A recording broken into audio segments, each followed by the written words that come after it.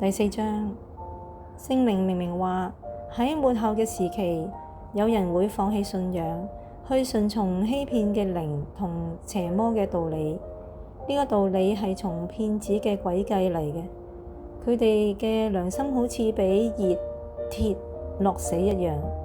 佢哋禁止嫁娶，禁食某啲食物，但係上帝創造呢啲食物係要俾信而明白真理嘅人喺感謝後食嘅。上帝所做嘅一切都係好嘅，都應該用感謝嘅心領受，唔好拒絕。因為上帝嘅話同人嘅祈禱使呢啲食物成為聖潔。若你將呢件事指示兄弟，你就係基督耶穌嘅好僕人。嗰啲信心嘅話同你一向跟從正確嘅道理，會幫助你自己喺靈性上長進。嗰啲唔值得講嘅荒唐傳說，你都要應該避免。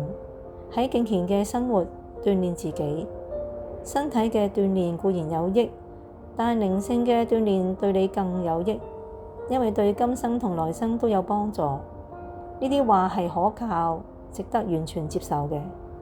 為咗咁樣，我哋辛勤努力，將盼望寄託喺永生嘅上帝。佢係萬人嘅救主，更加係信徒嘅救主。你要將呢啲事指示佢哋，教導佢哋，唔好俾人睇小你年輕。無論喺言語、行為、愛心、信心同純潔各方面，都要做信徒嘅榜樣。你要喺宣讀聖經、傳道同教導等工作上多下功夫，直到我嚟。唔好忽略你屬靈嘅恩賜，呢啲恩賜係透過先知嘅預言同長老嘅按手賜俾你嘅。呢啲事你要專心一意去做，俾眾人睇出你嘅長進。你要謹慎自己，對你嘅教導亦要小心，要有恒心做呢啲事。咁樣你唔單止能夠自己，亦能夠聽從你嘅人。第5章，唔好斥責老年人，要勸佢好似勸自己父親一樣，待年輕人亦好似待兄弟一樣，待年老婦人要好似待母親一樣，待年輕婦人要有純潔嘅心，好似待姊妹一樣，要尊敬真守寡嘅婦女。寡婦若有仔女或孫，呢啲後輩要先學習點樣喺家中盡孝道，嚟報答父母同祖父母，因為呢啲係上帝所悅納嘅。真守寡嘅婦女無依無靠，只係仰望上帝，日夜禱告，祈求佢嘅幫助。至於淨係想享樂嘅寡婦，雖然生存，其實已經死。你要咁樣教導佢哋，免致佢哋俾人批評。若有人唔照顧親戚，尤其係自己家中嘅人，佢就係背棄信仰，比唔信嘅人更壞。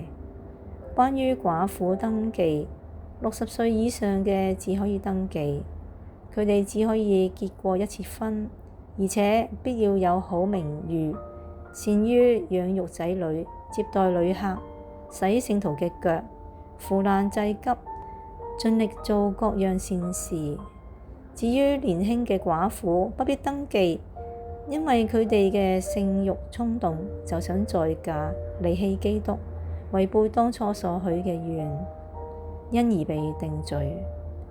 佢哋又學會浪費時間，過家閒遊。更差嘅係，佢哋說長道短，好管閒事，講啲唔應該講嘅話。所以我寧願年輕嘅寡婦再嫁，生兒育女，照顧自己嘅家，使敵對我哋嘅人冇攻擊嘅機會。因為已經有寡婦改變初衷，轉去隨從撒旦。信主嘅婦女家中若有寡婦，佢要照顧佢哋，唔好將負擔推俾教會。咁樣等教會能照顧嗰啲無依無靠嘅寡婦。善於領導嘅長老，尤其喺講道同教導上特別努力嘅，應該得到加倍嘅酬報。因為聖經話，牛踩谷時唔好笠住佢嘅嘴，又話工人應該得工錢。若有控告長老嘅事，除非有2個或3個證人，就唔使理。要公開責備所有犯罪嘅人，等其他嘅人有所警惕。我喺上帝、基督耶穌同聖天使前，鄭重吩咐你遵守呢啲教訓，唔好喺任何事上有成見或偏心，唔好隨便同人行按手禮，唔好捲入人哋嘅罪行，要保守自己純潔，因為你嘅身體經常有病。唔好淨係飲水，可以飲些少酒嚟幫助消化。有人嘅罪係顯而易見，佢哋早已受審判；亦有人嘅罪係後嚟至顯露出嚟嘅。同樣，好行為係顯而易見，即使唔明顯，亦唔可以隱藏。第6章，做奴僕嘅應當尊敬自己嘅主人，免致有人藉口詆毀上帝嘅名同我哋嘅教訓。主人要係信徒，做奴僕嘅唔好因為佢係主內兄弟就怠慢佢哋，反而要更殷勤侍候，因為受侍候得益嘅人係佢哋所愛嘅信徒。你應該教訓同勸導此事。若有人傳唔正確嘅教義，同我哋主耶穌基督嗰啲正確嘅信息，同埋我哋敬虔嘅道理唔符合嘅，就係自高自大、極端無知。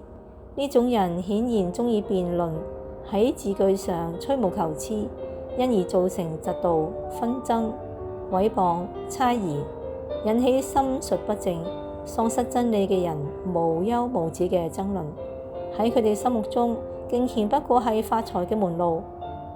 一個人若有敬虔同知足嘅心，可以使佢富有。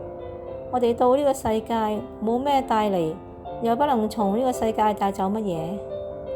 有衣有食就該知足。貪圖富厚嘅人係陷喺誘惑裏，俾好多無知同有害嘅慾望綁住，終於沉淪毀滅。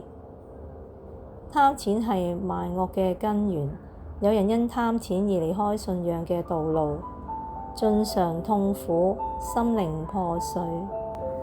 但你係上帝重用嘅人，要遠避呢一切，追求正義、敬虔、信心、愛心、忍耐同溫柔。喺信仰嘅競賽上要盡力奔跑，為自己贏得永生。係為此目的，你蒙上帝呼召，喺好多證人前公開承認美好嘅信仰，喺本丟彼拉多前作證嘅基督耶穌，同喺賜生命俾萬物嘅上帝前，我吩咐你要忠誠，無可指責，遵守所受嘅命令，直到我哋主耶穌基督顯現嗰日。喺時機成熟時，上帝要使佢顯現。上帝係可受頌讚、獨一無二嘅主宰，萬王之王，萬主之主。唯有佢係不朽不滅，住喺人不能靠近嘅光裏，冇人見過佢，亦冇人能睇見佢。願尊貴同永恆嘅主權都歸佢。阿門。你要警戒今世富足嘅人，唔好驕傲，唔好將希望寄託喺唔可靠嘅財物上，要依靠嗰位將萬物厚賜俾我哋享受嘅上帝。要吩咐佢哋行善，多做好事，慷慨施捨，隨時濟助，為自己積存財寶，為將來建立堅固嘅根基，持定真正嘅生命。提摩太啊，你要保守你所接受嘅託付，避免唔敬虔嘅空談同所謂知識嘅荒謬爭論。有人以為佢哋已經有呢種知識，喺信仰上迷失方向。願上帝賜恩典俾你哋。